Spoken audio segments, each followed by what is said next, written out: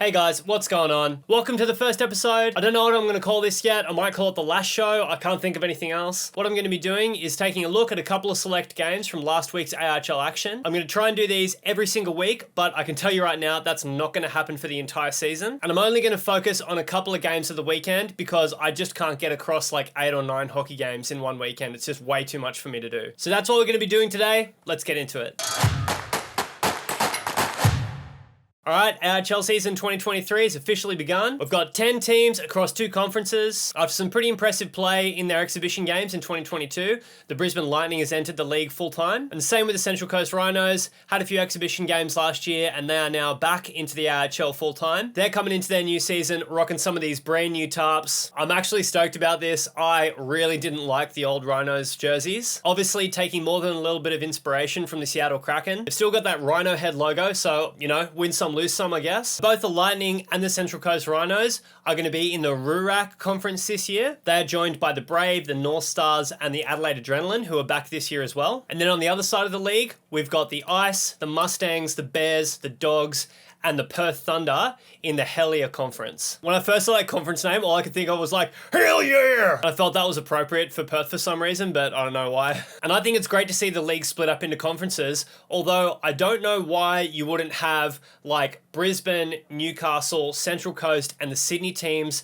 in one conference, like an Eastern Conference, and then having Melbourne Ice, Melbourne Mustangs, Canberra Brave, Adelaide, and Perth in a Southern Conference or something like that. I just feel like geographically that's like a way neater way to like spread it out. And as well, you don't have 2 expansion teams in the one conference that also has the Brave and the North Stars, 2 of probably the most consistently high performing teams in the entire league over the past like 6 years or something like that. And then as well having Adelaide in there, which is another team that's like the lowest performing team in the last 5 years. I feel like that conference is really, really badly balanced as far as the teams. And then on the other hand, I think the Hellier Conference is really balanced. It looks like there's going to be some really good battles in there. But as well, given the last few years, you would probably expect to see the Bears, the Mustangs, and the Perth Thunder really kind of owning those top 3 spots. But it's a brand new year. We haven't had a full proper season in quite a while, so, who knows what's going to happen. Anyway, first night of the AIHL season, we had a total of 45 goals scored. I think it was the Sunday game in Melbourne. On the broadcast, they were talking about having a look through the stats and seeing if that is actually the highest number of goals scored in a single day of AIHL in history. I really wouldn't be surprised if it is, although there has been some pretty lopsided scores and lopsided like league standings in the past, like especially back in the days of like the first iteration of the Central Coast Rhinos, back when the Canberra Knights were a team, and then like when the Blue Tongues were a team. There were some pretty wild scores in those games as well. But let's look at the highest scoring game out of all of these, and if this isn't a goal total, like I'm sure there's been a lot of like 8 to 9 games and stuff like that, but 17 to nothing, that's got to be getting close to a record. And unfortunately for the Central Coast, they were on the receiving end of that from the other expansion team, the Brisbane Lightning. Honestly, watching this game was pretty hard. I know a few guys on that team from playing in the Central Coast last year, but nobody showed up to the game. Like really nobody did in that first period. The defensive coverage and like defensive effort were just like really cringy to watch actually. The young Central Coast goalie, Luka Demopoulos, looked like he was really in over his head in this game as well. And coupling that with defense that just weren't shutting down the Brisbane offense. They weren't pressuring them to take shots.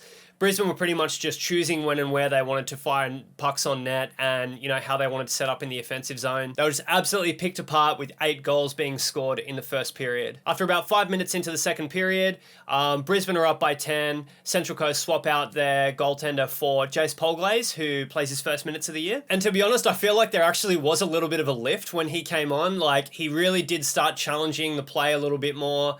The defensive coverage was still just not there. And like after 10 goals halfway through the second period, I think pretty much everybody had checked out of that game anyway. But, damage is done. You're down by 10 goals. You're not coming back from that. And it was pretty much just continuation for the rest of the game. It was actually quite difficult to get a gauge on how Brisbane were playing because they just weren't getting pressured at all. Like, it was basically just a scrimmage for them.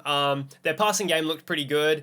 They were cycling well. They looked like they definitely were a lot more ready to play than Central Coast were. But in saying that, on the skill front, I really don't think Brisbane looked like they were a 17-0 better team. But in saying that, they were definitely the better team, obviously. Standouts for the Lightning were Jordan McTaggart and Harley Anderson. McTaggart scoring 5 goals and Harley Anderson scoring 2. I was thinking when I was writing this script, what is actually a sport where you'd usually have a 17-0 scoreline? That's more like an NRL scoreline, I'd think, than anything else that I could think of. But anyway, as soon as that game finished, the first thing I thought was, oh my God, they're playing the Brave tomorrow. And if they're going down 17-0 to an expansion Brisbane Lightning team, what is going to happen when the reigning Good All Cup champions rock into the Central Coast? And the Brave are rolling into town in their brand new air-conditioned team bus, probably filled with like butlers and masseuses, just getting the guys ready to play on the way down, hooking them up to like electrolyte IVs for like $10,000 a pop. I bet they wouldn't even swing into the Maccas for a McFlurry before the game. That's how serious this team is. I think 100% of the hockey community thought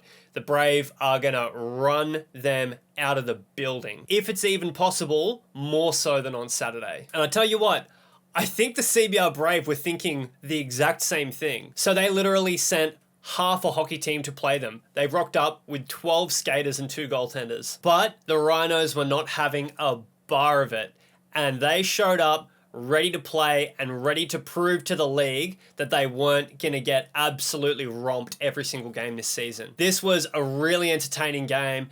Definitely a battle of the goaltenders, in my opinion. Alexi Toivonen showing why he's one of the best local goalies in the league, making 35 stops on the night for a 921 save percentage, dishing out a few tasty saves for the boys while he's at it. Look at this glove save. Absolute madness. Sprinkle a little style points on that one. I'd love to see that, an unofficial style points register that's like up in the corner with everything else. Like someone does a filthy deke, they just get a couple of style points. Big windmill or like stacking the pads, you just get a few style points on that one too. Maybe if your team combines for like 20 style points, you get an extra goal. And they can also be taken away. So like if you're looking like absolute garbage out there, I'm talking like chrome helmet, baby blue gloves, and T-blades on your skates, you better watch it or you're gonna lose a couple of goals this season. Jace Polgley's getting the start in this one down the other end of the ice, making 41 of 46 saves for an 891 save percentage on the night. Absolutely keeping his team in this one, stopping some really crucial breakaway chances. I know Jace from the coast in the PHL last year, he was backing me up for a bunch of the season. And if there was going to be anyone that I knew was going to be cool as ice coming into this game, especially after a tough one, it was going to be Jace. Absolute beauty, calm as a Hindu cow. Unfortunately for Jace, that jersey is really badly fitting and it looks like a moo-moo. He might have to take that to the seamstress down the arcade, get it fixed up. And the Central Coast were looking like an actual hockey team in this game,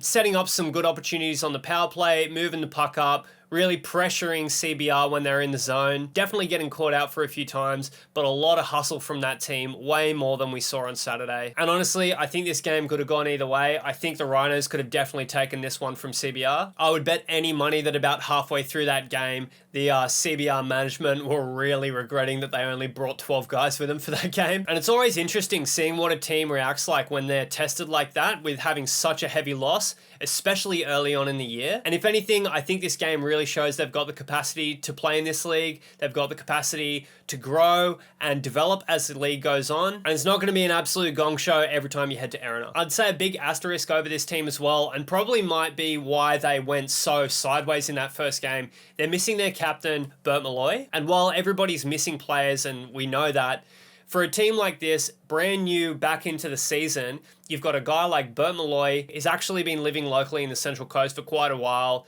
All the team knows him down there. Everybody at the rink knows him down there. He's an extremely calming influence. I played with him at the Newcastle North Stars.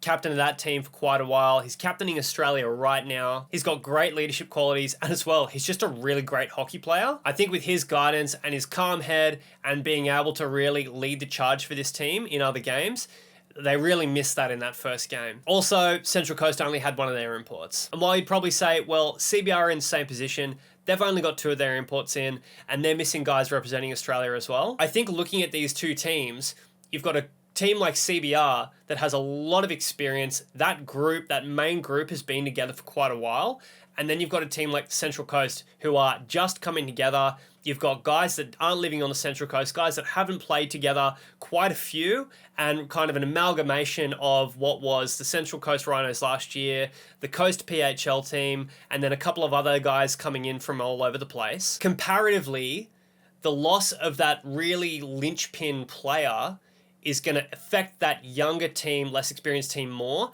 than it is going to be for a team like CBR that can probably get by, mentally without having all of that backup on board. And I think that goes for a number of different teams as well. Having these guys not playing in these first few weeks while the national team's away in Spain is going to impact each team individually, not only by the amount of players they've got away, but what role those players actually play in the team. And I think that's a really important thing to factor in when we look at these first few weeks. All right, guys, I've actually made this episode way too long. I'm just editing it right now and it goes for like half an hour. So I'm going to break this up into 2 videos. In the second half of the video, we're going to head down to Melbourne, check out the Newcastle North Stars playing the Melbourne Ice and the Melbourne Mustangs. And we'll finish it off with a quick wrap up of the other games of the weekend, having a chat about the AIHL's new streaming platform, AIHL.tv, and seeing how this is going to work for the rest of the year. So make sure you're clicking the link to episode 2 in the end screen on this video, and I'll see you there.